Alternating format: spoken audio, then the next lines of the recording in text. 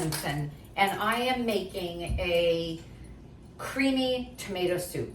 I had cans and cans of these. I bought a case because it was a really good price at our Whole Foods store, not Whole Foods Market, but our Whole Foods store, Mere Glen Organic, and these happen to be whole fire roasted tomatoes. And when they're fire roasted, you can even see the roasted bits on their skin. And sometimes when you're eating the food, you'll even get little bits of stuff. And what is this? And it's the skin that's charred.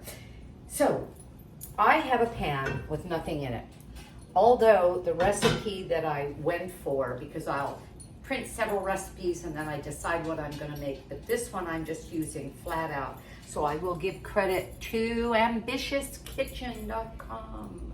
And except they call for a tablespoon of oil. I don't use oil. It's not a whole food. I'll eat the whole food and save myself 100 calories per tablespoon that I wouldn't even know was there. So I have chopped onion. We need 2 cups, or actually 2 large chopped onion, which came to almost 4 cups. In this dry pan, I need to caramelize the onion. That is going to take the most time for this recipe. Isn't that interesting? I just finished another recipe.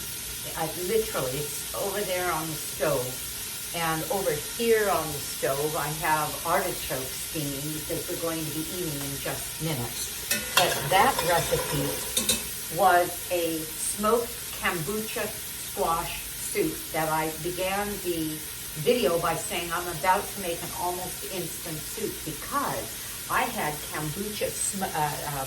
roasted kombucha squash from almost a year ago or a year ago that was left over from another recipe. This is why you batch cook.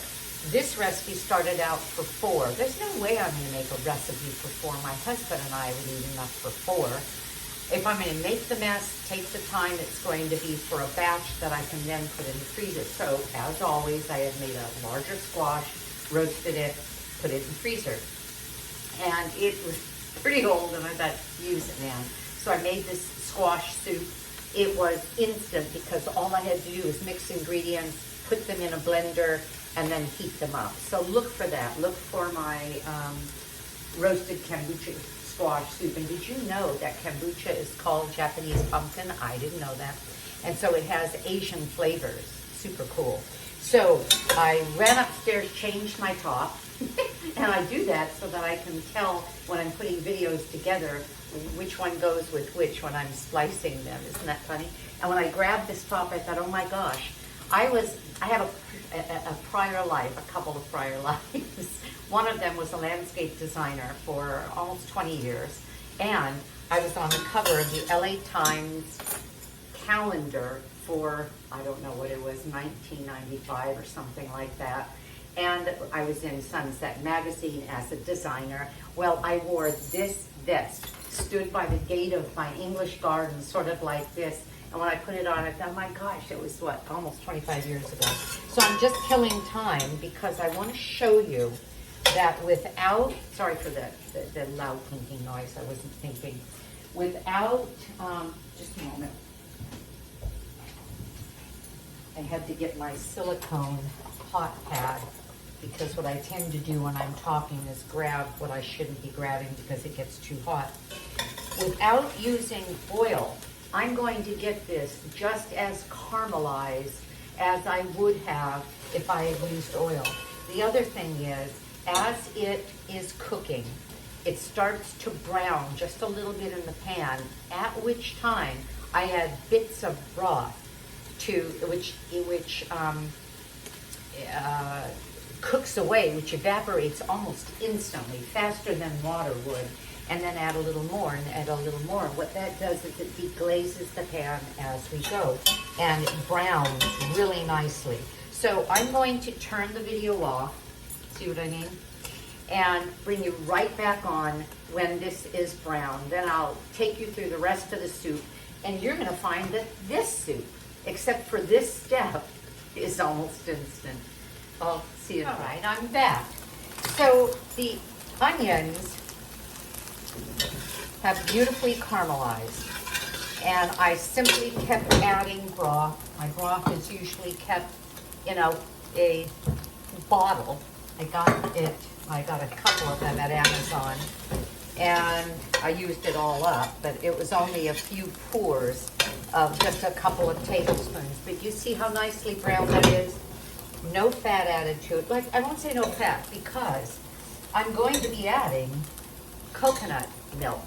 The coconut milk is light coconut milk, organic, and it is not fat-free. As a matter of fact, I use light because it's half the amount of fat of the full fat one, and this is where I'm also deviating from the recipe because the recipe calls for full fat, and I just won't use that much coconut oil. All right, now, or coconut milk. I'm pouring in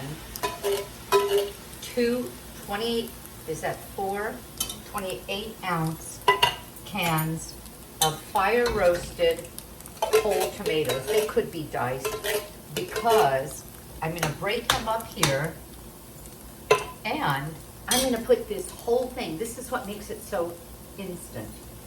I'm going to put in the coconut milk. If it was cold in this room, it wouldn't have poured like that. But because it's warm where I am, it's a warm day, but also the cooking area is warm. This one is a little more chilled, so you see how solid that is? Especially if it's really cold, don't put something into this quickly, because that is a cap of the fatty part of the coconut. Down below that is water, and when you just put it in like that and it's hard, you displace the cap and the water spurts out. That's happened to me more than once, and so I always warn people because it's a bit of a mess. Okay, and so what have I added? Nothing more than a couple of cans of light coconut milk. I'm adding the tomatoes.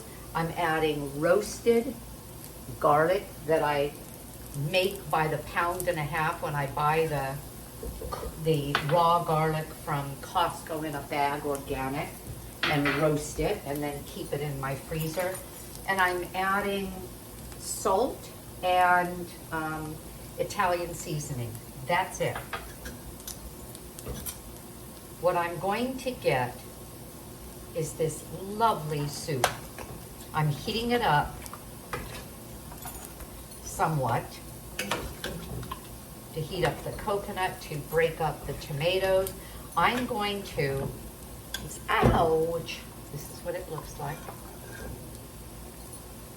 I'm going to put this a little bit at a time with the cap of the blender ajar, because you don't blend anything in a sealed container. Boom! You've got a problem if you do. And I'm not heating it that much right now anyway. I'm breaking up the tomatoes somewhat.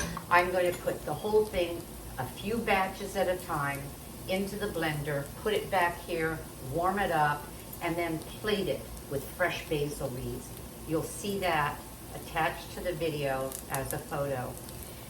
Almost instant soup, and absolutely delicious. And what I will tell you, you can put salt, you can put pepper, you can leave the salt out, use a salt substitute, whichever you prefer. But be sure to taste, to adjust seasonings, because all recipes, we are all so different in our palate. All recipes are best tested with your palate, and seasonings adjusted with your palate. That's all. Thank you for watching. Give me a thumbs up. Consider Aging Powerfully, my book, written nearly 3 years ago when I turned 70, about aging with power, using lifestyle as medicine. And one of the pillars of lifestyle medicine is a whole food plant-based diet. Almost 5 years now, all plants. Me and my husband, we're healthier than ever. Have a great day. I know I'm going to. Bye-bye.